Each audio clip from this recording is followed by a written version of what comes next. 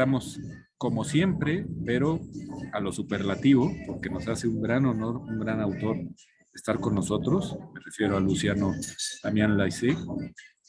Bueno, estamos de plácemes y de vestidos, de manteles largos aquí en el programa de la Fundación Aguirre Azuela Chávez Jauregui Pro Derechos Humanos. Le agradecemos muchísimo a su director general, a César Alejandro Ruiz, que está aquí presente con nosotros, el que nos permita conocer lo que, gracias a la generosidad de él, de la Fundación y de Carlos Antonio Morales, tendremos oportunidad de escuchar en esta tarde. Así es que bienvenidos, bienvenidas a esta sesión de excepción de nuestro programa.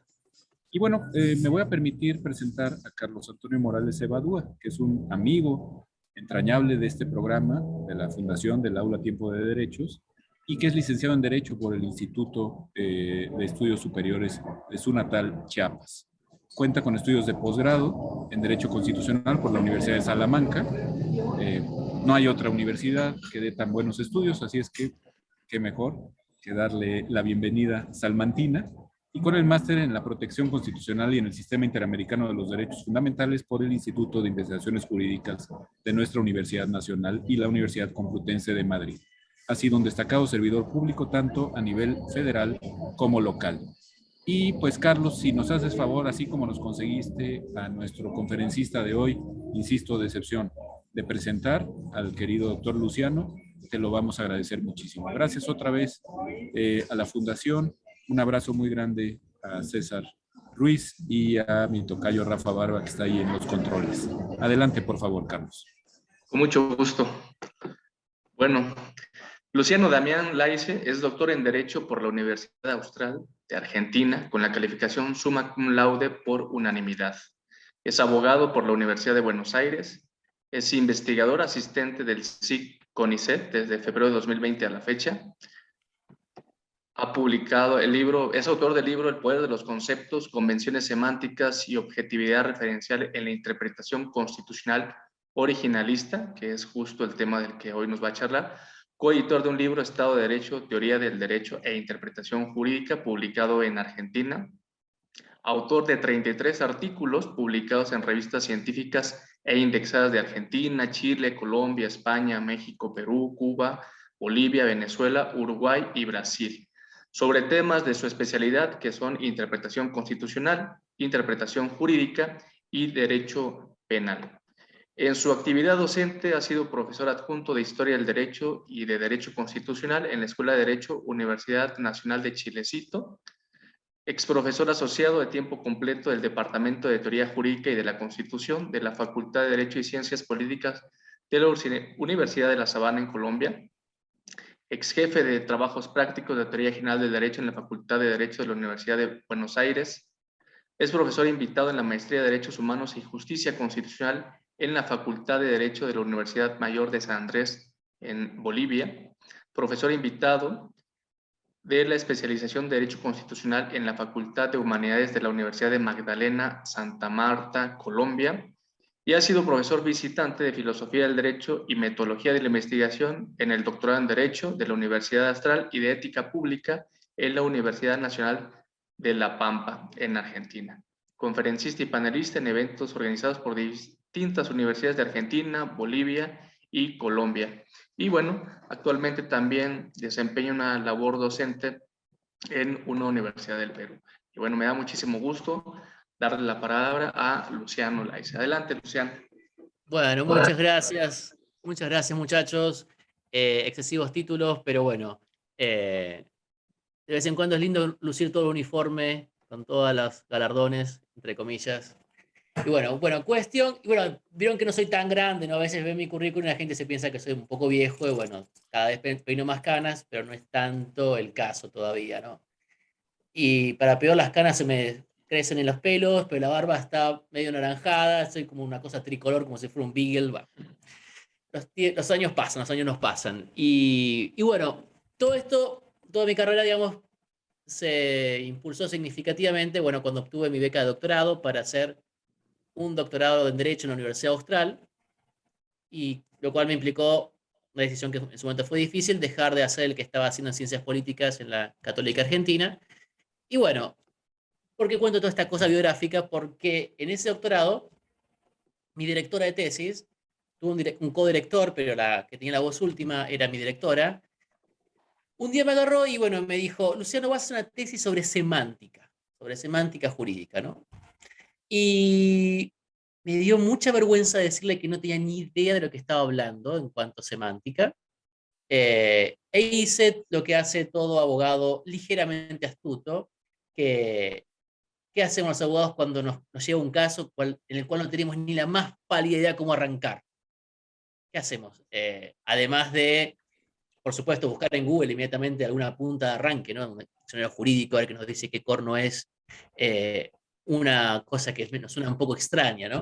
Bueno, lo que hacemos algunos, si no es un consejo para los que no lo han aprendido todavía, es, bueno, le pedimos algún documento más o menos pertinente al cliente como para ganar tiempo, ¿de acuerdo? Eh, Uno no sabe bien cómo corno hacer la asociación esta que está medio entreverada, pero sabe que va a hacer falta pedir la partida de nacimiento de esta tía abuela que no sé qué, que nació en la otra punta de México. Entonces uno le pide la partida de nacimiento, busca el acta de nacimiento de no sé qué y vuelve la semana que viene. Y esa semana uno está ganando un poco de tiempo a ver qué hace, ¿no? De un modo análogo procedí con mi directora cuando me agarró completamente fuera de juego. Yo tenía una cierta formación filosófica en las principales disciplinas filosóficas, además de la filosofía de derecho, algo conocida de filosofía política, filosofía del hombre u antropología, de la historia, prácticamente algo conocía, aunque más no sea más o menos enciclopédico de casi todas, menos de filosofía del lenguaje. La filosofía del lenguaje está completamente, no en 0, -10, ¿no? Estaba para atrás completamente. Era lo que me faltaba, pero me da mucha vergüenza decirle a mi directora de tesis que no tiene nada más pálida idea de filosofía del lenguaje. Y entonces bueno, le dije, bueno, ya que querés que haga estudio sobre semántica, bueno, compartime los textos que a vos te gustaría que vaya leyendo inicialmente sobre filosofía del lenguaje para todo esto. Y bueno, corriendo, mientras ella me mandaba algo, esos 1 o 2 días que se iba a tomar sentarse y mandarme lo que tenía para que yo estudie, me pongo a estudiar en el diccionario de filosofía, que corno era filosofía del lenguaje, semántica. Y bueno, para hacerla corta, la versión más breve, leo los trabajos que me da mi directora de tesis, los parecen interesantes, fundamentalmente leí mucho Michael Moore, no el cineasta gordito de Estados Unidos, es otro gordito, no cineasta, que es un jurista que se doctoró en Harvard, trabajó en Pensilvania, no me acuerdo en qué universidad de California, y se retiró ahora profesor emérito en la Universidad de Illinois, en Champaign, ahí en el estado de Illinois, por supuesto, ¿no? Las afueras de Chicago, para hacer la corta. Y me pasó esos textos, yo los leía, me costó un huevo, me costó huevos mucho en Argentina, ¿no? Me costó horrores tratar de entenderlos, semanas y semanas leyendo sobre filosofía del lenguaje, sobre este loco Michael Moore, semanas para entender lo que decía, ¿no? Finalmente lo entiendo, tenía otro problema, que era, bueno, ¿qué problema encuentro en esto que estoy estudiando, ¿no? Cuando finalmente, después de mucho esfuerzo, muchas semanas, lo empiezo a entender, me encuentro con que no captaba algún problema en todo esto. Lo leía y decía, pero está genial esto, what's the problem, dude? ¿Es el problema, viejo? No. Lo leía, y paralelamente, si bien mi directora me impuso la temática general, me dijo, acto seguido, enfócalo como vos quieras, ¿no? Al principio eso era, lo segundo era, no lo escuché ni le presté demasiada atención, porque me quedé en lo primero que no sabía qué era la semántica. Después de una semana, la filosofía del lenguaje, libros generales sobre la materia, los papers, artículos y libros de Moore, entendí de qué iba, no he encontrado un problema en el cual abordar todo esto, ¿no? Y la providencia, bueno, me llevó a encontrarme con un amigo que es uno de los defensores más acérrimos en Argentina del originalismo, que en ese momento era un compañero de doctorado, que es Manuel García Mansilla, ¿no? Actual decano de la Universidad Austral. En ese momento éramos 2 profesores rasos. Y bueno, entonces él me quemaba la cabeza en los recesos del doctorado con el originalismo. No, el originalismo es una cosa súper bacana, que esto ata a los jueces, que esto y aquello, me pasaba textos, y yo los leía con una curiosidad, pero en el fondo no me convencía, ¿no? Los leía y decía, algo no cierra en esto, no sabía qué era. los leía, los releía, leí la obra completa de Barnett, Solon, Winterton, que son como los popes del nuevo originalismo, leí los del viejo originalismo, y ahí es cuando, cual novela de Faulkner o de Vargas Llosa, que en esto copia a Faulkner, debo decirlo. Creo que Carlos Fuentes también, el mexicano, pero eso no me animo a decirlo porque no lo leí tanto, leí un par de libros, ¿no? Es decir, dos historias paralelas que parece que no tienen nada que ver, finalmente se unen, así como abruptamente, ¿no? Y cierra todo redondito. Creo que Fuentes utiliza eso, pero me costó leerlo, así que no. En esa oleada de la literatura latinoamericana me quedé afuera con Carlos Fuentes, nada contra los mexicanos, pero bueno, me gusta más Vargas Llosa, Cortázar y García Márquez, ¿no? Y Vargas Llosa y creo que Fuentes usan esa técnica de que al final se une todo, ¿no? Y de un modo así misterioso también se unió toda mi vida y dije, ah, el originalismo es la puerta de entrada para esto que tengo que hacer sobre semántica, ¿no? ¿Y en qué sentido, no? En el sentido más propio de la filosofía de derecho, que es cuestionar, problematizar los puntos de partida de la ciencia del derecho, de la ciencia del derecho particular, en el caso concreto del derecho constitucional, ¿no? Entonces ahí dije, bueno, ¿cuáles son los puntos de partida, los dogmas, dirían los filósofos de derecho alemanes, ¿no? Como Wieheck? Y bueno, hay unos que son explícitos del originalismo, que es, primero, acá les comparto un cuadrito, a ver si lo puedo compartir. Eh, a ver, acá está.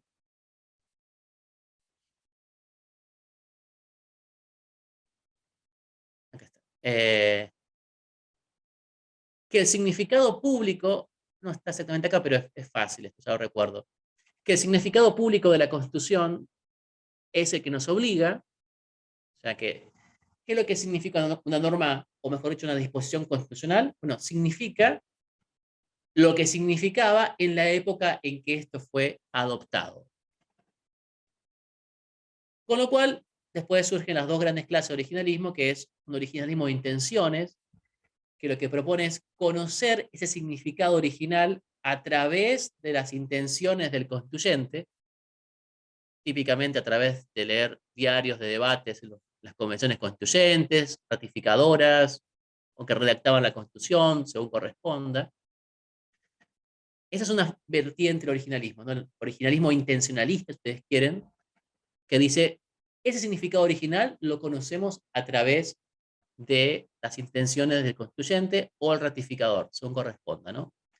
La otra versión es el nuevo originalismo u originalismo del significado público, que defiende que el significado de la Constitución fue fijado según lo que ésta significaba para la gente en general que adoptó esa Constitución. Con lo cual, si queremos determinar lo que significa la cláusula de comercio de Estados Unidos, o algo parecido en México, lo que tenemos que hacer es, bueno, ¿qué significaba, no sé, telecomunicaciones cuando se adoptó esta reforma de las constitucional que regula el mercado de telecomunicaciones? Ese famoso artículo de una página de la Constitución mexicana, ¿no? Federal. Bueno, ¿qué significaba telecomunicaciones en aquel tiempo, cuando se dictó esa reforma?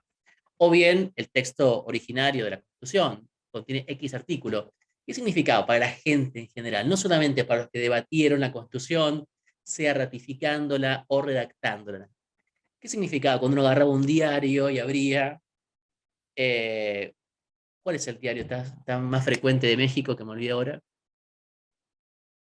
Bueno, supongo que de Carlos Slim, como casi todo México es de Carlos Slim. Pero bueno, bromas aparte, me refiero a las empresas, no al territorio, por ahora. Uno abre el diario más popular de México, es uno que tenía un significado, lo que quería decir telecomunicaciones. Bueno, de un modo análogo, uno procede para el originalismo significado público para conocer lo que significaban las constituciones, ¿no? Ese es el primer dogma, ¿no? Con distintas formas de conocerlo, vía intenciones, vía significado público, que es el significado de la Constitución fue fijado al momento de su adopción. El segundo dogma tiene mucho que ver con el primero, punto de partida o axioma, como quieran decirle, es que el significado original tiene autoridad sobre el intérprete actual. O sea, no es una mera disquisición de historiadores aburridos que pretenden conocer qué corno significaba para tal constituyente, para tal sociedad, X disposición constitucional. No. Ese significado original tiene autoridad sobre nosotros. Es decir, tenemos que tomarlo como razón excluyente de nuestras razones, que derrote a nuestras consideraciones sobre lo que debería significar o significa hoy tal artículo de la Constitución. Esos son los dos dogmas explícitos del originalismo, ¿no? Tesis se llama también, razonablemente, solum, y parecido Barnett, que son como los dos popes actuales del originalismo. Sin embargo, yo descubrí que hay un tercer dogma no explicitado, implícito, que es extremadamente problemático para los dos primeros, que es, bueno, la teoría del significado sobre la cual descansa el originalismo. Y descubrí, dentro de lo que cabe descubrir una investigación jurídica, ¿no? Creo que, ¿cómo decirlo? Los descubrimientos en la ciencia jurídica son extraños, raros, pero digamos que advertí, noté, me di cuenta de algo que no estaba explicitado en casi ningún texto, por lo menos no de modo focal, que todos hablaban, los originalistas y los que criticaban el originalismo, desde un punto de vista discutiendo la segunda tesis, ¿no? La tesis de la autoridad, la tesis de que el significado original tiene peso, nos da razones para dejar nuestras consideraciones sobre lo que significa hoy la Constitución. La discusión entre originalistas, no originalistas, siempre se daba en ese plano, ¿no? En el plano de qué tanto me vincula el pasado, ¿no? De hecho, autores como MacDonald llaman a esto la objeción de la mano muerta del pasado, ¿no? ¿Qué tanto el pasado, lo que unos manes hace 150, 25, 15 años que dictaron esta Constitución o su reforma, en este punto, qué tanto esa gente me termina obligando hoy a mí como juez u operador jurídico, ¿no? La objeción de la mano muerta del pasado, lo que defiende la gente no originalista, es nada, eso no nos vincula en nada. Los originalistas van a decir sí nos vincula porque es ese sentido de darnos una constitución, atar al intérprete a la constitución, sino para qué damos una constitución si al final cada uno no la reescribe como se le antoja, pero la relee como se le antoja. Esas discusiones que van y venían entre originalistas y originalistas, digo, y me dije, ok, sí, pero todo esto es paja, como era en España, ¿no? Puro ruido, si no descansa en una teoría de significado que sea consecuente con lograr este propósito del originalismo. Entonces, para que el significado original ate realmente al intérprete, lo que yo detecté es, para que eso se cumpla, tiene que ser objetivo, o sea, no puede depender de los sujetos que lo construyen, tiene que estar por fuera de estos. Si no, es ruido. Y lo que descubrí, para mi sorpresa, es que los originalistas de todo tipo, de un modo u otro, siempre terminan en que el significado fue socialmente construido. Con lo cual, al final, no se parecen demasiado a los adversarios, al Living Constitution, que dicen el significado es socialmente construido por los que hoy interpretamos la Constitución. La comunidad que hoy la interpreta, dirán algunos, Haberle más o menos dice eso, y en general los norteamericanos más partidarios del Living Constitution. Pero nosotros dicen algo muy parecido, nada más que cambian la extensión en la historia de esa comunidad. Los originalistas terminan diciendo algo muy similar, pero no lo que hoy significa, sino lo que ayer significaba. Dicho de otro modo, es un significado socialmente construido no por las comunidades actuales, sino por las que en su momento dictaron esa constitución o su respectiva reforma, ¿no? Con lo cual, al final, los dos parten de un significado socialmente construido, ¿no? Y con lo cual, lo que planteo es, el originalismo no es capaz de lograr su cometido de atar al intérprete si al final el significado depende de una sociedad que lo ha construido, ¿no? Cuando digo depende, digo que depende pura y únicamente de esto, ¿no? No estoy negando que haya un espacio para la construcción social del significado. Al fin y al cabo, el significado de los conceptos no es algo que se levanta de las baldosas y encontramos lo que significa nada. Ni lo que significa oro, agua, diamante, persona, acto jurídico, constitución o lo que se les antoje pensar en este momento, ¿no? Siempre una dimensión de construcción social del lenguaje, ¿no? El punto problemático del originalismo y del Living Constitution no es que hay aspectos, no es que hay una dimensión, quizás muy significativa, de que el significado es construido por la sociedad, sino que ambos plantean que está enteramente construido el lenguaje, ¿no? Lo cual supone varios problemas, ¿no? Y un problema muy especial, muy caro, muy relevante para la pretensión de que el lenguaje de la Constitución ate al intérprete. ¿Por qué? Porque si el significado está socialmente construido, según cómo yo lo lea, podré encontrar que significa esto o aquello. Ejemplo concreto. En el caso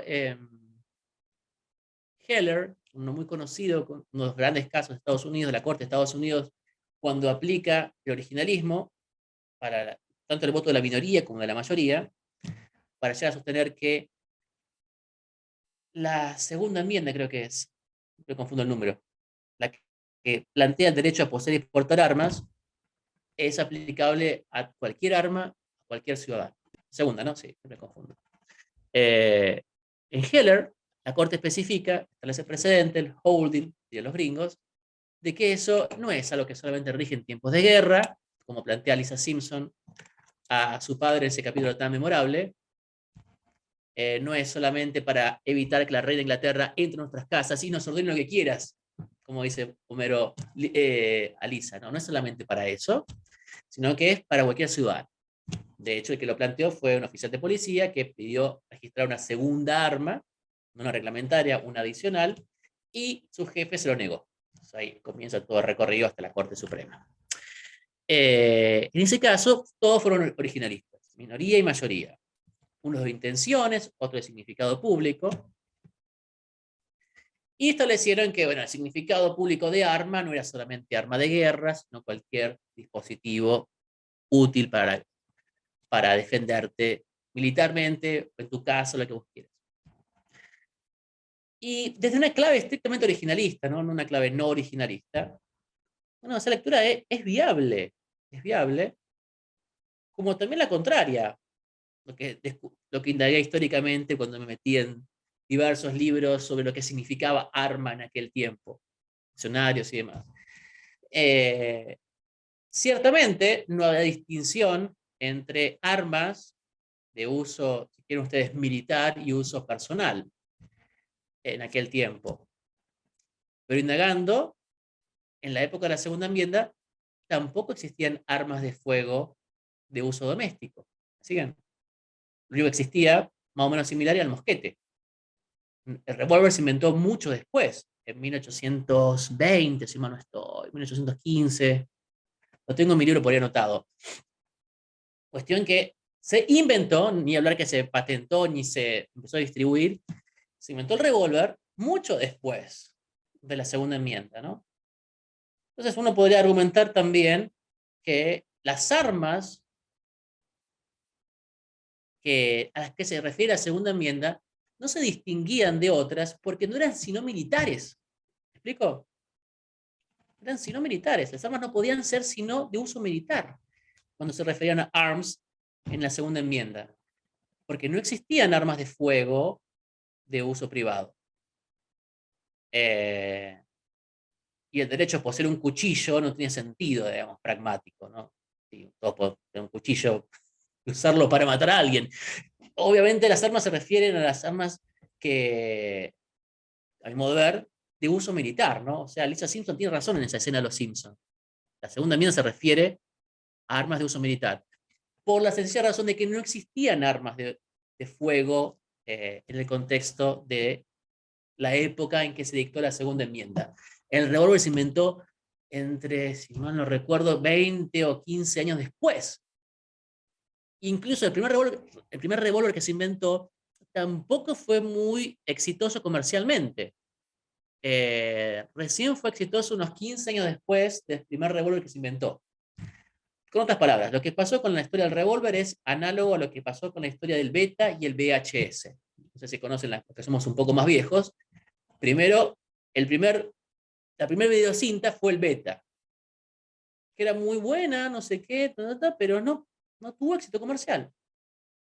Se veía mejor, no sé si era más cara, no sé, cuestión que fue un fracaso. El que funcionó fue el VHS.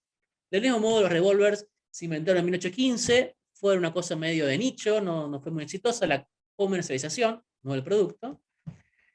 Unos 15 años después se comenzó a distribuir más las armas y demás. Creo que fue la Colt, fue el primer revólver masivamente vendido en Estados Unidos. Con lo cual, a ver, la lectura que hace la Corte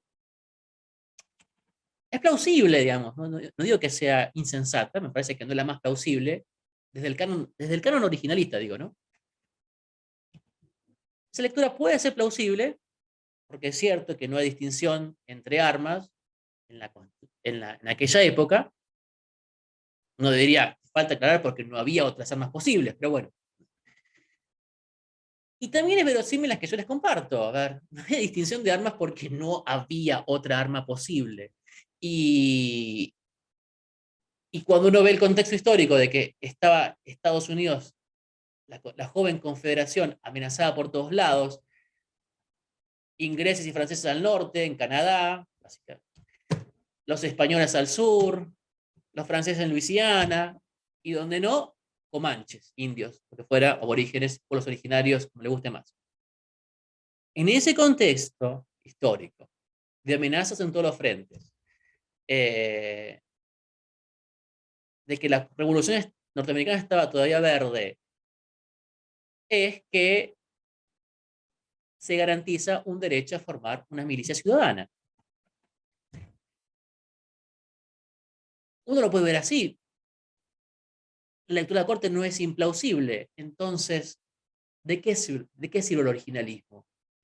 Y lo que yo digo es, si el significado vale por la construcción social, las dos lecturas son más o menos viables, pero son viables al fin, y desde la construcción social del significado, esa teoría del significado que propone el originalismo, más o menos implícitamente, no hay razones para decir que esta lectura que les propongo es superior a la otra de la Corte Suprema. No hay razones de peso para que una sí y la otra no. ¿Por qué? Bueno, porque la historia muchas veces, en este tipo de temas tan controvertidas, da para muchas interpretaciones posibles, ¿no? No siempre la historia es unívoca, ¿no? Sobre todo cuando tratamos de buscar un sentido. Entonces, ¿qué es lo que hace la interpretación jurídica, ¿no? Efectivamente, no hay mucha interpretación posible a, qué sé yo, en qué año nació Napoleón, ¿de acuerdo? Pero si Napoleón fue una figura relevante, trágica, con luces y sombras más o menos digna de ser recordada en la historia francesa, es a lo que sí admite muchas interpretaciones porque tiene muchos sentidos posibles, de lo cual se puede abordar la relevancia institucional histórica de Napoleón. Bueno, en ese sentido, el originalismo no es posible si descansa en una teoría de significado compartido, ¿no? Bueno, acá comparto brevemente, si quieren les comento, bueno, el método también del originalismo, ¿no? Porque es la otra cuestión que detecté que estaba insuficientemente desarrollada por los originalistas, ¿no? Siempre insistiendo en por qué debemos seguir este método y por qué no. Y descubrí llamativamente que muchas veces, sobre todo los viejos originalistas, ni siquiera explicitan claramente cuál es el método, ¿no? En este cuadrito les comparto las directivas interpretativas que reconstruí, ¿no? Brevemente, una dice, no es igual que estemos hablando de las intenciones, lo que pretendieron comunicar y decir los constituyentes, lo que nos importa, pero no sus razones, sus motivaciones psicológicas y demás. Quizás la segunda enmienda a los constituyentes la hicieron para joderle la vida a los que fabricaban armas. No sé, puede ser que se encuentre en cartas de Jefferson que plantea eso.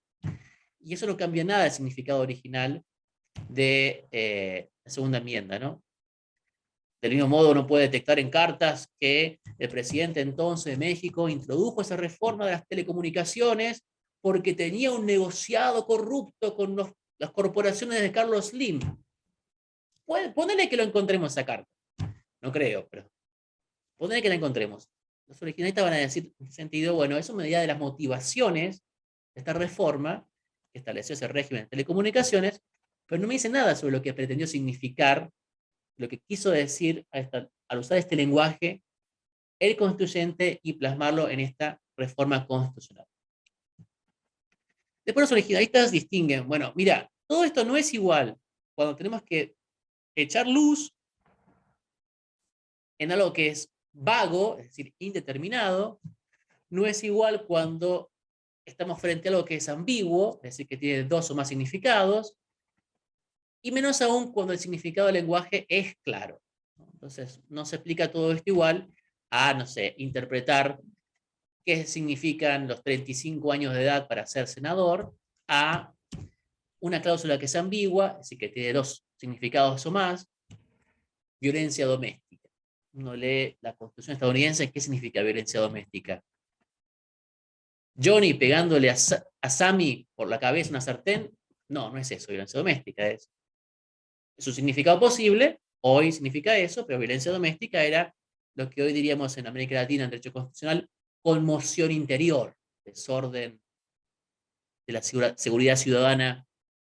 Bueno, es lo que habilita que el gobierno federal intervenga en una provincia o, mejor dicho, estado. Es una cosa ambigua, puede significar una o la otra, u otra cosa, ¿no?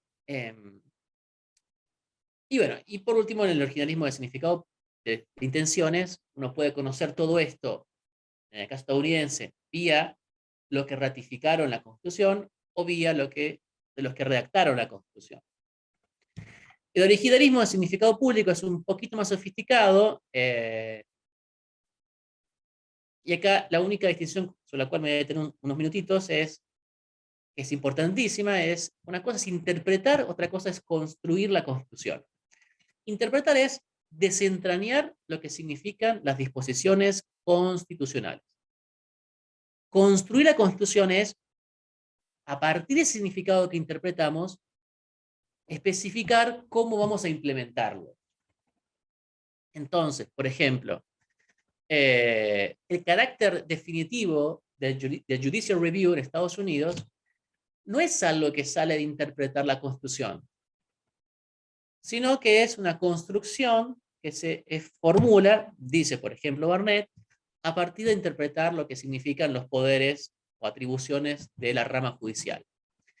El originalismo te va a decir, vos estás atado a interpretar la Constitución. Ahora, ese significado que interpretas muchas veces, sobre todo cuando el lenguaje es bastante indeterminado o más aún infradeterminado, las autoridades competentes van a poder implementarlos como mejor les parezca. Y ahí, ¿rige el originalismo? No, ahí no rige el originalismo, ahí rige la teoría política normativa que mejor te guste. Algunas son libertarias, Barnett, otras son un poco más taylerianas, mejor dicho, Solum, otras pueden ser más liberales progresistas, Balkin, hay de todos los gustos, ustedes quieren ahondar. Por eso es injusto asociar el originalismo con una posición conservadora. Que haya muchos originalistas conservadores no quiere decir que ser originalismo equivalga a ser conservador. Es una falacia de generalización, como decir Si sos argentino, te gusta comer asado. O si sos mexicano, comes tacos. No, bueno, muchos mexicanos comen tacos. Ya sé, ustedes me dirán, no son iguales que los de Estados Unidos, pero son otra cosa. Muchos argentinos comemos asado, pero no por ser argentino comemos asado, ni por ser mexicano necesariamente comes tacos. Los conservadores suelen ser originalistas, pero ser originalismo no comporta necesariamente un compromiso conservador. ¿Por qué? Porque de este significado que está interpretado históricamente por estos términos, después se puede construir, se puede implementar con las teorías políticas que se les ocurran, dirían los originalistas, ¿no? Y ahí cada uno va a defender la que le parece mejor. Pero cuando las defienden, no las defienden sobre el suelo de una teoría de interpretación originalista, sino en otros campos de la discusión jurídico-política, ¿no? Entonces, conclusión, ¿es el originalismo capaz de contener a los jueces? Yo pienso que no. Por sí mismo, no. No al menos si se ancla en una teoría de significado de constructivista o convencionalista. Si el originalismo quiere lograr su cometido, tiene que buscar otra teoría de significado para anclar realmente lo que significa la Constitución y poder de esa manera restringir a los jueces, ¿no? Con lo cual el originalismo es una creación que pretende y de hecho echa a la arbitrariedad judicial por la puerta, pero por medio de su teoría de significado la deja entrar por la ventana. Y en ese sentido yo digo que el originalismo me sabe a poco, ¿no? Y la última cosa biográfica que les cuento es, cuando comencé la tesis, pretendía defender el originalismo. Y al finalizarla me di cuenta de que francamente no podía. No podía. No podía. Me di cuenta que al final no era originalista, ¿no? A diferencia de lo que dicen los católicos, que cuando estudian se vuelven más católicos, bueno, yo estudié más originalismo y no me volví más originalista, digamos, me volví más bien tampoco anti-originalista, esa es otra charla, pero yo más bien propongo métodos eclécticos para interpretar el derecho, pero eso es otra clase, ¿no? Simplemente abandonar el originalismo, ¿no? Bueno, no sé, eso no los quiero aburrir más, y así que les cedo por si quieren hacer una pregunta, compartir algo.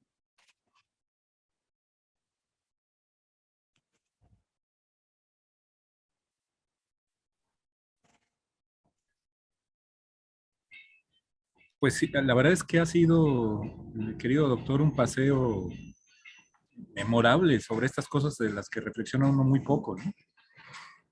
O no solemos reflexionar. A mí me da la impresión que puestos del lado del originalismo o del antioriginalismo, siempre los intérpretes terminamos diciendo lo que queremos que diga la norma, como expusiste muy bien, ¿no? Y de ahí que el poder de los conceptos sea tan radicalmente trascendente, porque pues, le hacemos decir a los conceptos lo que consideramos que puede tener mejor cartel en un momento dado, ¿no? Ni siquiera que lo consideremos más valioso que otro, sino más útil para defender tal o cual posición que a veces da la impresión que está predeterminada, incluso por el trasfondo del intérprete, ¿no? ¿Qué se podría hacer desde un punto de vista tratando de ser un poco más objetivo para evitar este tipo de cuestiones tan asociadas a la Sí, biografía del operador jurídico, doctor? Sí. sí, a ver, yo creo que en algún punto liberarse del prejuicio es imposible, ¿no? Todos venimos con prejuicios cuando conocemos. Llega tu hija con su nuevo novio, cruza la puerta y ya tenés una sonrisa o cara de mal genio. No sé si te pasa a vos, Rafael, 3 hijas adolescentes o algo por el estilo. Si no te pasara próximamente, ¿no? O al revés, los que tenemos muchachos, yo ya me lo veo venir, tengo mis hijos que están de 9 años, ya me imagino en 3 o 4, que va a pasar eso, esperemos que dentro de 10 o 15, pero va a pasar eventualmente, ¿no? Y uno cruza y tenés un prejuicio, ¿no? Tenés una precomprensión, si querés, para hacer una palabra un poco menos chocante, ¿no? Ahora, el punto es, uno puede tomar la vía postestructuralista, francesa, Foucaultiana, derridiana, de el prejuicio me determina, ya está, no hay nada que hacer, está todo jodido, cerremos la puerta, ya está. Pareciera decir algunos postestructuralistas o algunos críticos, como se le gusta decirle, plantean algo por el estilo, ¿no? El prejuicio nos determina, ¿no? Ni siquiera nos condiciona, nos determina, ya está, no se puede hacer nada. El derecho es una farsa, bueno, esas cosas de Duncan Kennedy and Company. Uno puede tomar la idea de prejuicio no en el sentido ese peyorativo, despectivo, determinista, y decir, bueno, es el punto de partida del cual conozco, ¿no? Y lo que tengo que hacer es tener la humildad suficiente para someter a crítica a mi prejuicio. ¿De acuerdo, Rafa? Entonces llega, no me pasa tanto con mis hijos, son chiquitos, pero un nuevo novio de mi hermana, que ojalá consiga uno bueno, finalmente, y cruza la puerta, lo van a conocer, y inevitablemente uno tiene unos instantes, una aplicación psicológica larga de, sí, no me cae bien, algo no me cierra. Ahora, ¿qué hace uno? Si tiene esta conciencia del prejuicio un poco reflexiva y crítica. A ver, vamos a dar una oportunidad al flaco este, ¿no? A uno le suena raro, pero vamos a dar una oportunidad para ver si mi prejuicio es acertado o no.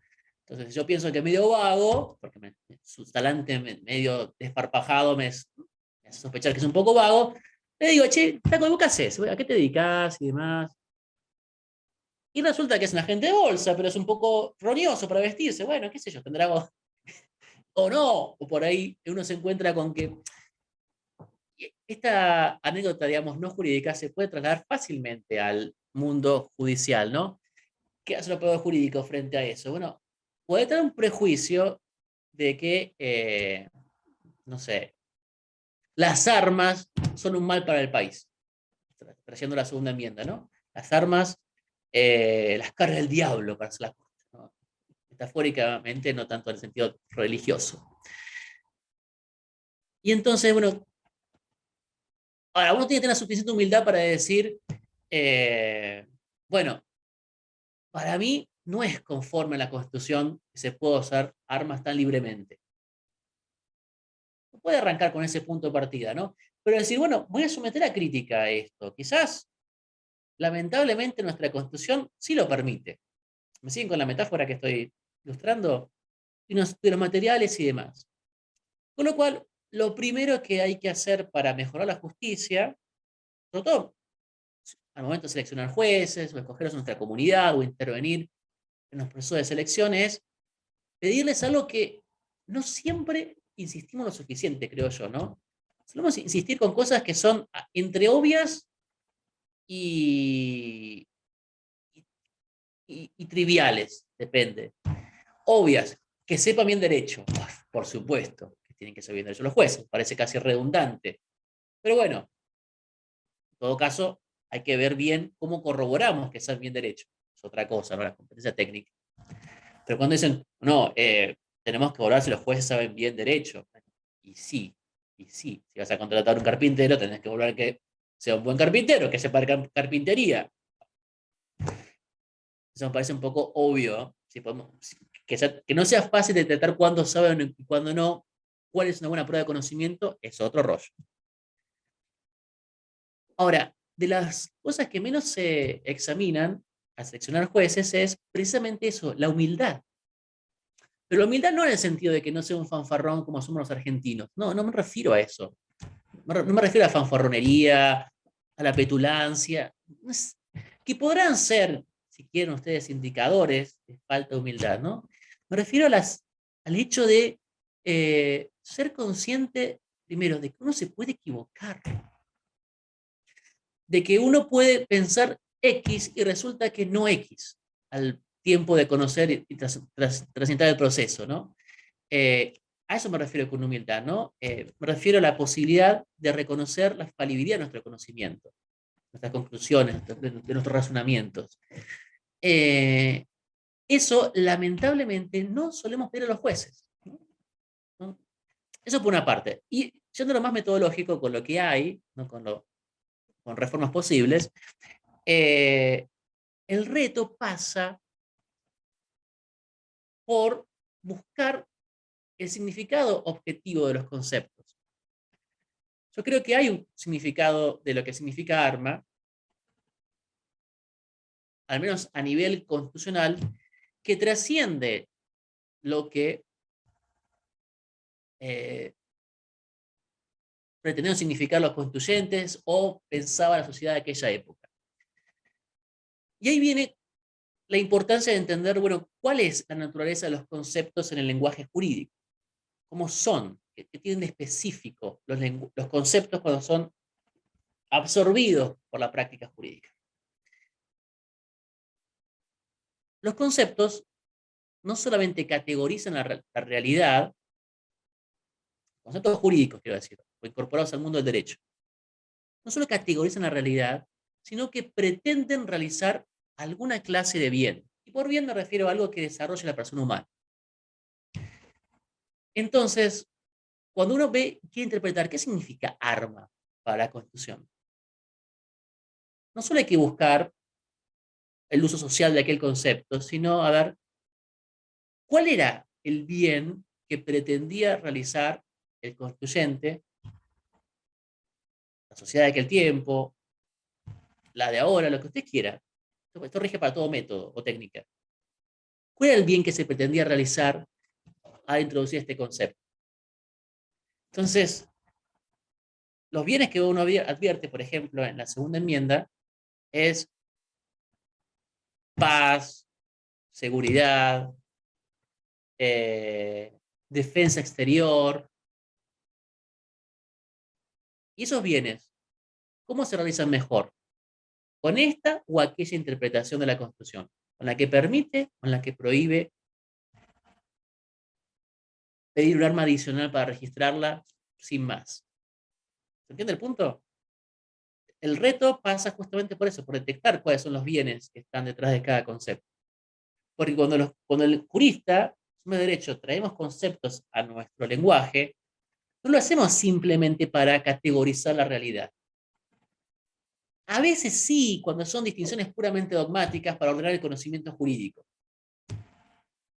Por ejemplo, no sé, clasificaciones de los actos jurídicos. Sí, a veces sí es pura categorización los conceptos. Pero muchas veces, yo diría que muy especialmente en derecho constitucional, cada concepto no pretende solamente categorizar un aspecto del mundo, abstraer una característica del mundo. Pretende a la vez realizar una clase de bien por medio de esa categorización. Cuando buscamos eso, vamos a ver que el significado está mucho más reducido de lo que imaginamos, y por otra parte que contribuye al desarrollo social, individual, colectivo, de un modo mucho más armonioso de lo que podemos imaginar. Generalmente, no siempre, pero generalmente, al menos en democracias mínimamente constitucionales, mínimamente personalistas, esto es así, ¿no? Si uno trae este esquema para Norcorea, por supuesto que va a haber otras consideraciones, Rafa.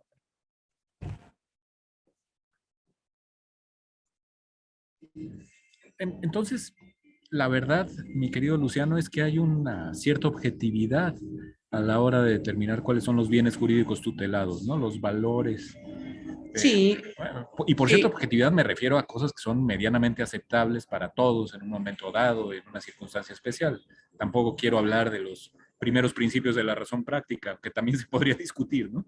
Y en ese sentido sí, me parece sí. que tu posición es muy, muy rica y muy enriquecedora del razonamiento constitucional y jurisdiccional. Si me permites, te leo una pregunta que hace Edgar Dale. Fuentes y creo que va muy combinada con esto que acabamos de preguntar y que tú nos acabas de responder, insisto, de manera muy, muy sensata. Yo diría que eso es lo que ha perdido el derecho, ¿no? La noción de sensatez, por desgracia.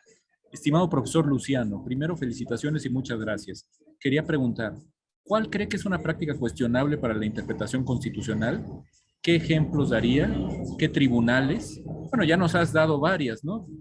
Yo pienso en la situación mexicana que has tocado tangencialmente y pues también me pregunto, hoy mismo, ¿no? No podemos pensar que militarización es exactamente lo mismo hoy que cuando los gobiernos estaban encabezados por militares, ¿no? O sea, el propio concepto ha mutado. No sé si para Sí, bien o para mal, pero hay una mutación muy evidente y una interpretación originalista solo nos llevaría a topar con pared en el sentido de prohibir tajantemente cualquier Y, participación militar en labores de seguridad pública, ¿no? Por ejemplo. por ejemplo, tenés muchos. Se me ocurre uno bien controversial con México en este momento. No sé cómo terminó el tema en la Suprema Corte Mexicana de la prisión preventiva obligatoria, ¿no? Pues todavía no ha terminado, se difirió la Bueno, resolución, ¿no? Se retiraron me- los proyectos además. bueno, mejor porque, bueno, no es que lo mío pierde como actualidad, si querés. O sea, todavía puede ser no meramente crítico, sino propositivo, aunque No, pero quizás nadie me escuche. es un ejemplo estupendo, ¿no? Es A ver, estupendo. No nos preguntábamos si era permisible o no, o buena o mala la prisión preventiva de oficio cuando teníamos un sistema que no era acusatorio ni adversarial. Y ahora ha brincado a la palestra, ¿no? Tienes toda la claro, razón. Ujú. ahora brinca palestra todo esto. Bien. Ahora, lo que tenemos que preguntarnos es, bueno, ¿cuáles son los bienes que supuestamente o pretensamente se realizan a través de la prisión preventiva obligatoria? Lo problemático de esto es que siempre va a haber alguna clase de bien, hasta normas que son, digamos, que tienen un aroma a fuerte e intensa inconstitucionalidad. ¿Por qué va a pasar esto? ¿No? Por lo que decía Aristóteles muy bien hace 2500 años, que es todo agente obra en función de un bien. O sea, siempre obramos pensando que lo que hacemos es bueno. ¿De acuerdo? Eh, Ahora, la función del intérprete en general y particularmente el constitucional radica precisamente en ordenar esos bienes, ¿no? Y por eso, por ahí en algún sentido, retomo y compro esto de los primeros principios de la razón práctica, ¿no? ¿A qué me refiero? En cualquier aspecto, ¿no? Siempre el que obra en función de un bien, ¿no? El, eh, el adúltero obra en función de un bien. El placer en contra de sus votos conyugales. Claro, porque el placer no es algo per se malo, pero ¿qué pasa? Es un bien, de hecho, el placer, pero es un bien instrumental. Diría Santo Tomás y los clásicos de la filosofía medieval y antigua, el bien es la satisfacción de realizar, el placer, digo, el placer es la satisfacción de realizar lo correcto. Y claro, si no es lo correcto, ese bien termina siendo aparente, que es el placer. ¿Me siguen a lo que voy? Un ejemplo. En, y entonces, por ejemplo, volviendo al caso de la prisión preventiva obligatoria, ¿qué bien se pretende con esto? Bueno, asegurar la convivencia, pacificación y orden ciudadano, seguridad ciudadana, ¿no? Supongo que ese debe ser el bien que se busca. Ahora, ¿ese bien vale por sí mismo o vale en función de otro bien? ¿Siguen a lo que voy? Entonces ahí nos damos cuenta que ese bien es importante, la seguridad ciudadana, pero es un bien instrumental. Vale en función de algo más. ¿Y qué es ese algo más en función de lo que vive, de lo que vale la seguridad ciudadana? Y es, de modo de ver, rápidamente pensando, la libertad. ¿Por qué vale la seguridad ciudadana? Porque si vivimos en una sociedad en la cual no hay seguridad ciudadana, no somos libres. No podemos elegir caminar 3 cuadras para ir a la farmacia, como pasa hoy en Honduras. ¿De acuerdo? Ahora, el gran punto que cuando le toca interpretar a un juez constitucional estas cuestiones es, ¿vale que unas personas renuncien a su libertad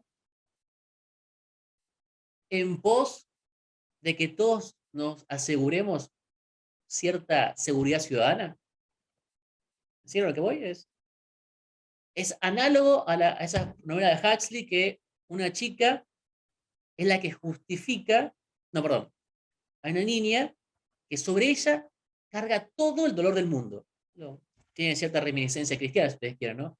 Pero lo que plantea ese libro de Huxley es, ¿se justificaría que nadie sufra a costa de que alguien sufra por todos? Y es algo parecido cuando un país, si me permiten, permite la prisión preventiva obligatoria. A costa de que el 80%, 90, 95, 98% de México viva seguro, el 2% que es acusado de un crimen grave se tiene que comer sin beberlo ni tomarla completamente una prisión preventiva, que es acusado de un crimen grave. Y ahí el punto es, ¿para qué está ordenada la seguridad ciudadana? Para la libertad, ¿de acuerdo? ¿Podemos defender la libertad de muchos a costa de una restricción desproporcionada de algunos?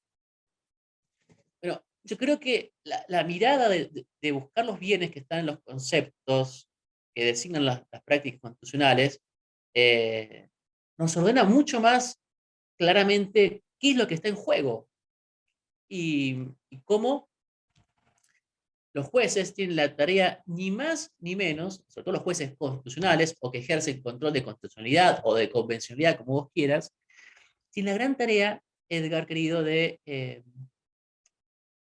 ordenar los bienes que realizan las normas convencionales o constitucionales. Poner lo instrumental en orden a el fin que busca. Acá tenés un ejemplo con esto que te compartía Edgar, pero si buscas en todos los tribunales hay un poco más, un poco menos, ¿no? Una categorización interesante que se podría hacer de todas estas ideas que les comparto es, bueno, ¿cuáles son los tribunales constitucionales que están más confundidos en este sentido? Que más fallan tomando por instrumental aquello que es, no, aquello que es, tomando como final aquello que es instrumental. ¿Me sigues, Edgar, con lo que voy? Esa categorización es una cosa súper interesante y me parecería que será súper rica, ni más ni menos para realizar de verdad los derechos fundamentales, ¿no? Porque si no, se complica. Ahora que me estoy con las respuestas, estoy un poco excedido No, de... no, aquí en México lo decimos así. No sé si allá en la República Argentina también. Es poner los bueyes detrás de la carreta, ¿no, Luciano? Es decir, me importa mucho el proyecto de vida, por ejemplo, pero la vida me importa menos. Bueno, a ver, ahí hay un problema de categorización bastante evidente, a mi manera de ver, ¿no? Y eso pasa cada vez más, creo yo, ¿no? Ujú. Eh, y en parte porque los jueces a veces, en un disfraz de hacer todo como puramente razonamiento jurídico, el razonamiento constitucional tiene mucho de político y barra moral, ¿no? Y a veces puede detenerse en una cosa puramente técnica jurídica, a veces sí, pero muchas veces, sobre todo en los casos más complejos, más delicados, inevitablemente toca meterse en estas aguas, ¿no? Que son un poco pantanosas para los juristas, ¿no? Pero en la medida en que por lo menos vamos siendo conscientes de que hay bienes detrás de cada concepto y que la tarea del juez, paradigmáticamente, aunque de todo poder jurídico tiene que cooperar en esta tarea, es ordenar los bienes que están dando vuelta, bueno, creo que vamos a ganar un poco de claridad en lo que estamos haciendo y un poco más de sensatez, orden y en últimas humanidad, ¿no? Y todo esto que yo les planteo, claro, lo digo así simplificadamente, el reto del jurista práctico es traducirlo al lenguaje judicial. Entonces, bueno, uno no va a decir una sentencia, una demanda, contrademanda, amparo.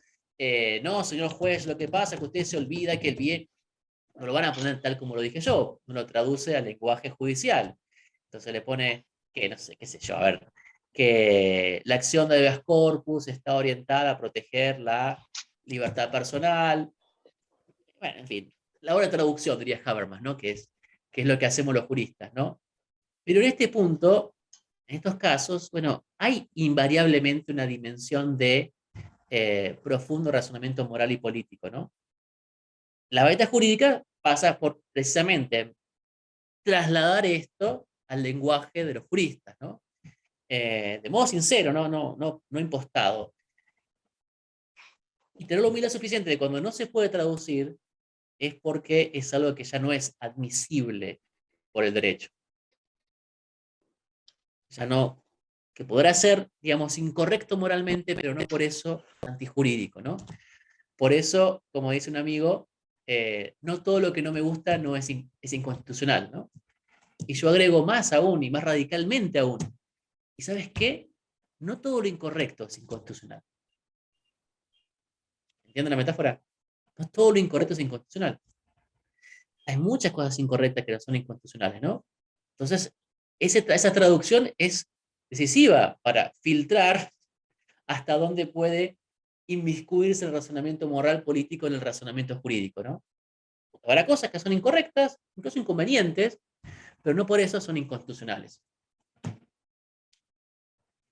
Pues nos abres muchísimos caminos de razonamiento, de argumentación, ya lo decía, sensatos, esos cauces sensatos de los que estamos tan ayunos. Pensaba yo en el principio de lesividad, por ejemplo, a un bien jurídico en concreto, ¿no? ¿Cuántas veces nos olvidamos? Ni siquiera pasamos, ni siquiera hacemos la famosa prueba de daños, tan famosa en algunas ramas, sobre todo el derecho administrativo, para cuestiones tan delicadas como el derecho penal o el propio derecho constitucional, y de alguna forma construimos castillos en el aire, ¿no, Luciano? Oye, yo sé que no te gusta porque eres una persona muy, muy modesta y de una enorme humildad, como decías, intelectual, pero hay un libro tuyo magnífico que sería muy bueno que lo pudiéramos promover en este espacio, ¿no? Sí, pertenece a la Biblioteca Iberoamericana de Derecho Procesal Constitucional de la editorial Porrúa y precisamente se refiere al poder de los conceptos, ¿no? ¿Estoy en lo Sí, correcto? sí, sí, sí, es la Amplísimamente versión, disfrutable, por cierto, me consta.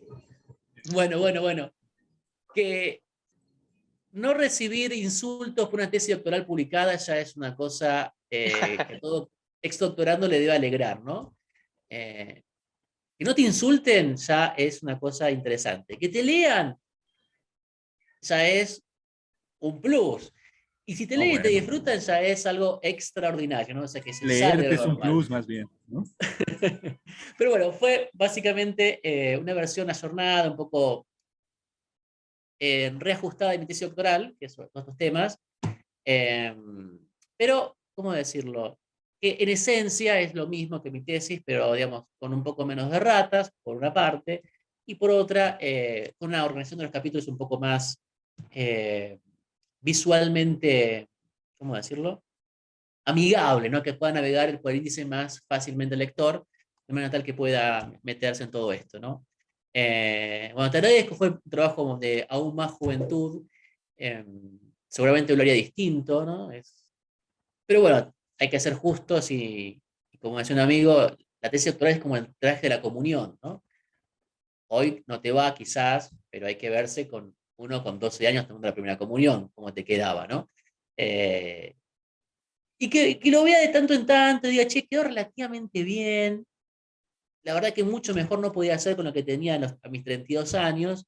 Bueno, digo, all things considered, digo, estoy relativamente conforme, ¿no? En conciencia, ¿no? Pero por eso es lindo que reconozcan que además estuvo interesante, o por lo menos ameno, ¿no? Ameno. Una de las cosas que me propuse aplicar ese libro es que fuera ameno, que pueda alguien sentarse a leer algo de filosofía del lenguaje aplicada, sin estar pariendo demasiado al respecto, ¿no? Habrá partes densas, vos sos demasiado benevolente, Rafa, pero bueno, en general trato de ser un poco llevadero, ¿no?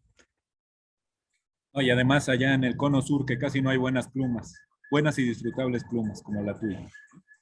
Así es que Sí, sí. muchísimas gracias. No sé si Carlos Antonio Morales y después nuestro director general quisieran hacer alguna reflexión final y desde luego darle la despedida a nuestro invitado de lujo en esta tarde.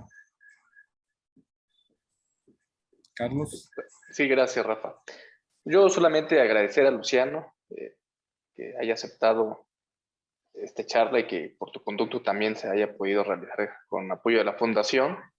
Y ha sido muy interesante y bueno, pues justo el tema de la militarización, el tema de la prisión preventiva oficiosa, que hoy en día en México está el tema, pues lo podemos reflexionar a partir también de esta charla y como has dicho bien, pues dándole un vistazo al libro de Luciano que se editó aquí en México, entonces creo que lo podemos conseguir y como has dicho es una lectura muy disfrutable. Muchas gracias. Yo agradezco a los hermanos mexicanos que han sido los generosos de publicar mi libro sin pedirme plata, no todos me pedían plata. Ustedes lo hicieron generosamente. MacGregor, creo que ahora fue de la Corte Interamericana o acaba de dejar de serlo. En ese momento estaba a punto de asumir o recién asumió, vio el libro, dijo, me gusta, Lucho, lo publicamos. Así que nada, estoy infinitamente agradecido con la tierra mexicana por haber tomado esa deferencia, ¿no?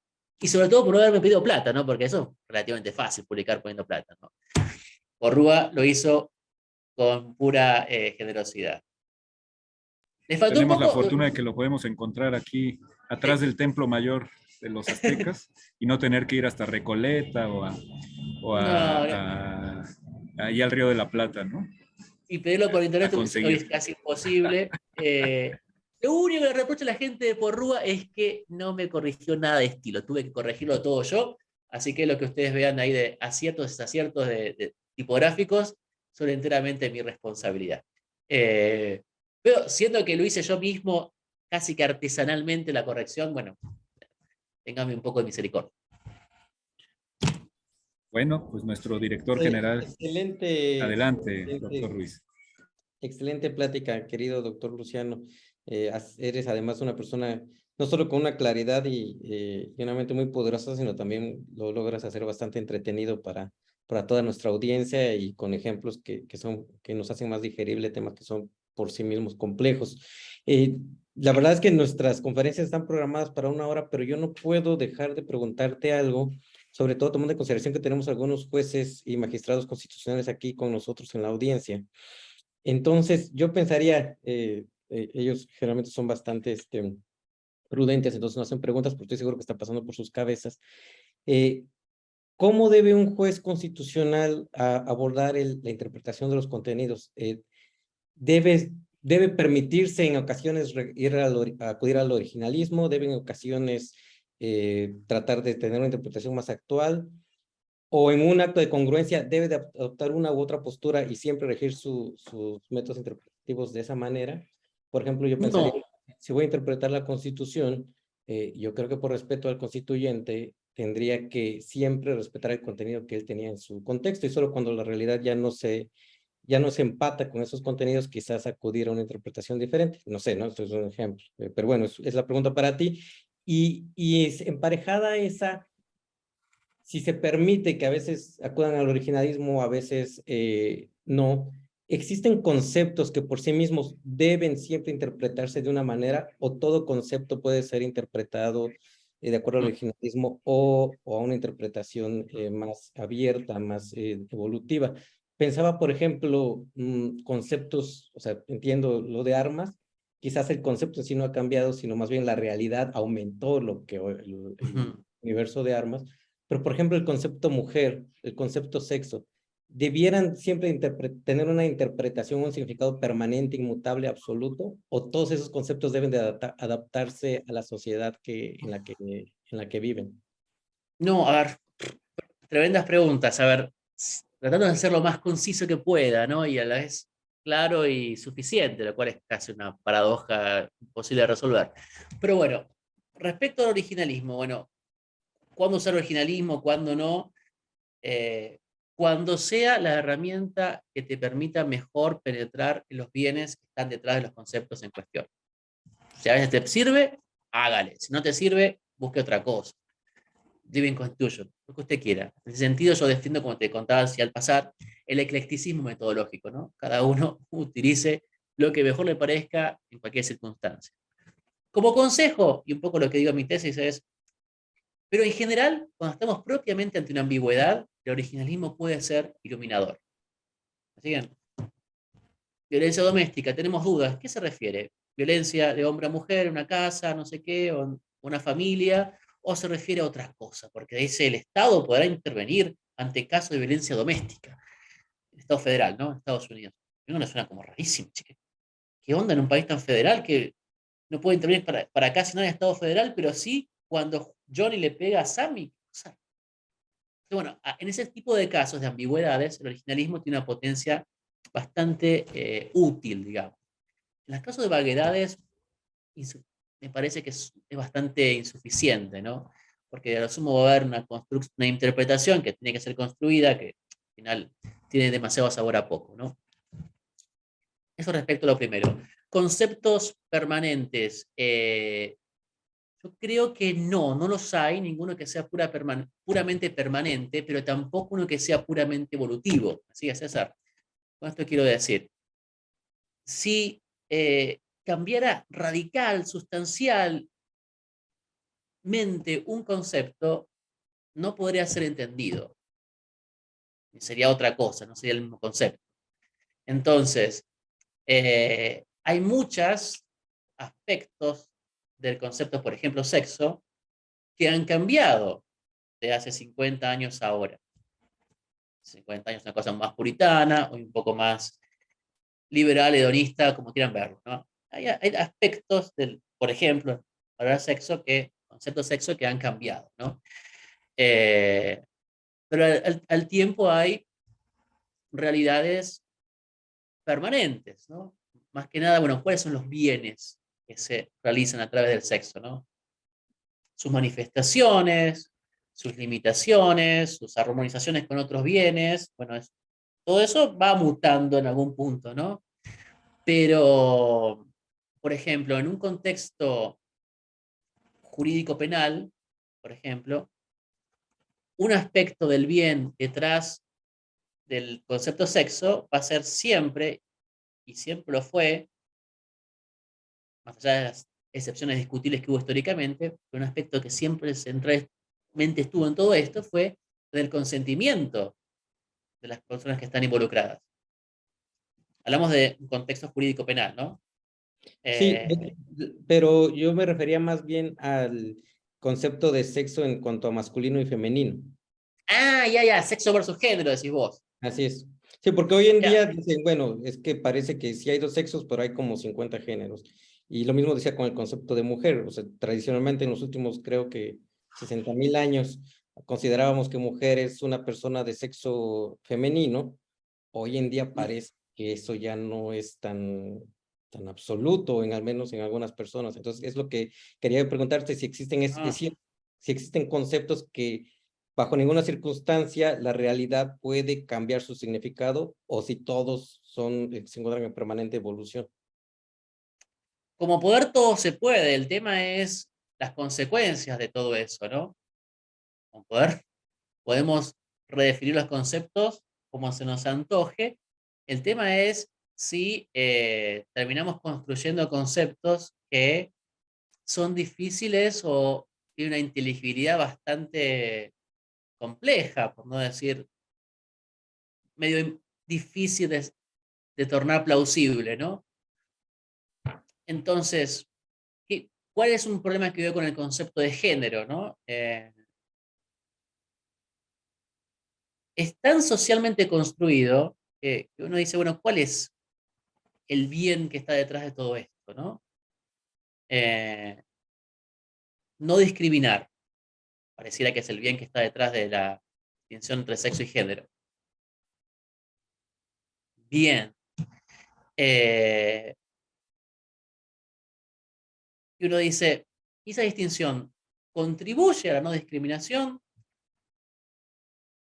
¿Realmente contribuye o genera más ininteligibilidad de las comunicaciones humanas y la discriminación sigue por su lado, ¿no? No sé, es una investigación empírica que cabe plantearla por delante, ¿no? Uno puede entender la intencionalidad, pero dice, ¿esto genera más oscuridad o no la comunicación? ¿Qué problemas prácticos o soluciones trae todo esto? Creo que puede ser una distinción interesante, pero trae unos cuantos problemas, algunas soluciones, unos cuantos problemas.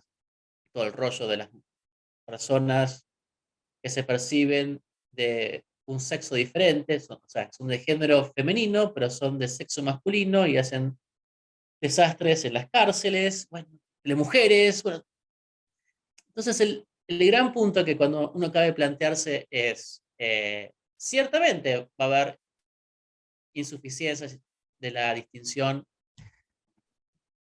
de sexo y género. Bueno, pero ¿qué bienes se realizan con el concepto sexo? ¿Qué bienes se realizan con el concepto género?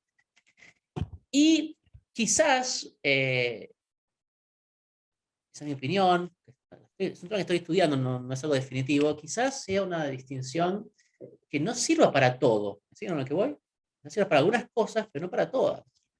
Yo no sé si es deseable que la asignación, que la ejecución penal en cuanto a qué cárcel va a ir una persona, no sé si es lo más conveniente de modo necesario dejar el concepto sexo y quedarnos con el de género. No sé si es lo mejor. Eh, Quizás en otras cosas sí lo sea, ¿no? Quizás en otras sí lo sea. Un hombre en Argentina pidió una jubilación porque se percibía mujer y por ende se jubilaba antes que los varones. Igual que siempre, como en Argentina uno dice, yo me percibo X, me tienen que dar el DNI de documento de identidad, en función de lo que me percibo, yo me percibo mujer. Bueno, ok. Al acto seguido va a la Agencia de Seguridad Social. Ah, y como tengo 60 años y soy mujer, me tengo que jubilar. Bueno, a ver, de vuelta, la distinción género y sexo, eh, cada uno realiza sus bienes, ¿no? Y yo no sé si, la, ah, sí sé, que no sirve ni para todo sexo ni para todo género, ¿no? La discusión que a veces se opaca es porque, bueno, no transparentamos, bueno, cuáles son los bienes que queremos realizar al respecto, ¿no? Eh, Porque al fin y al cabo hay algunas cuestiones del sexo que son como permanentes de ese concepto que siguen siendo relevantes jurídicamente y otras no. Bueno, largo para contar. Y no sé, una última pregunta, pero ya me recontraexó el tiempo, pero por otra me han planteado, eran tres, creo, no las anoté. El concepto de mujer.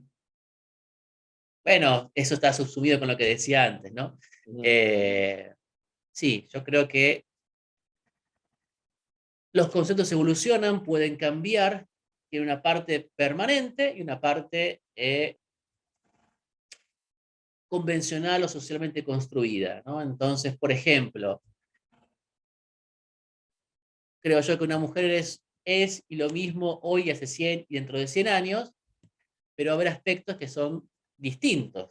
Que ser mujer, por ejemplo, te habilita el voto, hoy lo hemos descubierto, hace 200 años no. Eh, y en general pienso que los conceptos tienen una parte que es, entre comillas, rígida, que es ni más ni menos que el bien que, que se realiza al usar esos conceptos, y una parte convencional, que se construye socialmente, ¿no? Que puede ir mutando un poco más, un poco menos. La gran pregunta que no suele darse en estas discusiones de sexo, género, es ¿cuál es el bien que hay detrás de la distinción hombre-mujer a través del sexo, ¿no? ¿Cuál es? ¿Cuál es? Yo creo que del lado y del otro, por caminos inversos, llegan a soluciones un poco maniqueas, ¿no? Eh, los defensores a ultranza del concepto de género es una distinción arbitraria. Así, 2500 años usamos esa distinción arbitrariamente, éramos unos huevones. Bueno, no me parece que sea esa la respuesta, pero ciertamente muchas de las inquietudes de las que plantean el concepto de género fueron insuficientes del concepto de sexo tradicional. Eh, pero mientras no haya una discusión abierta de cuáles son los bienes que estamos realizando al escoger usar estas palabras, estos conceptos, todo termina siendo un diálogo de sordos, ¿no? Ese es mi gran punto, ¿no? En síntesis, queremos eh, cambiar el uso de los conceptos, adelante, bueno, pero transparentemos que estamos buscando otros bienes con eso, o quizá no estamos buscando otros bienes, sino que estamos realizándolos de otra manera, es algo distinto. ¿Entiendes? Por ejemplo, la idea de mujer, que hoy es distinta, hace 100 años, busca realizar otras cosas con ese concepto, ¿no? Y enhorabuena, enhorabuena. Most of the times. Bueno, chicos, no los quiero extender demasiado, y bueno, tengo que tomar mi mate además. Al contrario, doctor, te agradecemos muchísimo tu tiempo y tu paciencia para contestar todas nuestras preguntas. Ha sido un privilegio contar contigo. Para mí es un privilegio conocerte. Yo no tenía el gusto. Pero bueno, esperamos que sea la primera de muchísimas veces y que estés en nuestras pantallas de forma más frecuente. Agradezco también a Carlos que hizo esto posible y obviamente al doctor Estrada que siempre tiene el tino de escoger temas, autores y de la más alta calidad que hacen de este espacio pues algo que es bastante popular ya entre los juristas mexicanos. Y pues la verdad para darte nuestro más sincero agradecimiento, quisiéramos hacerte entrega de un reconocimiento a nombre de la Fundación Aguirre Azuela Jauregui, a nombre de la revista Tiempo de Derechos que dirige el doctor Estrada Michel, a nombre del Instituto de Ciencia Jurídica que también pertenece a la Fundación y pues todo esto que forma el espacio que es el aula. También a Carlos le queremos entregar este reconocimiento por tu excelente participación como ponente en esta conferencia magistral. Querido doctor, te lo entregamos virtualmente, que es la moda hoy en día, pero créeme que a nosotros nos gusta regresar a nuestros orígenes también, y entonces te lo haremos llegar en forma personal en el transcurso de los siguientes días. Te mandamos un abrazo y esperamos, insisto, contar contigo nuevamente. Muchísimas gracias, chicos. Sí, gracias a ti y al público, pues estén pendientes, no se les olviden que mañana tenemos nuestro programa semanal, Los Criterios del Poder Judicial, que va a estar muy, muy interesante con el magistrado Juan Carlos Cruz Razo y el magistrado Armando Hernández, que van a hablar sobre cómo se configuran las pensiones de acuerdo a los últimos criterios de la Suprema Corte. Muchísimas gracias a todos y que tengan muy buenas noches. Hasta luego.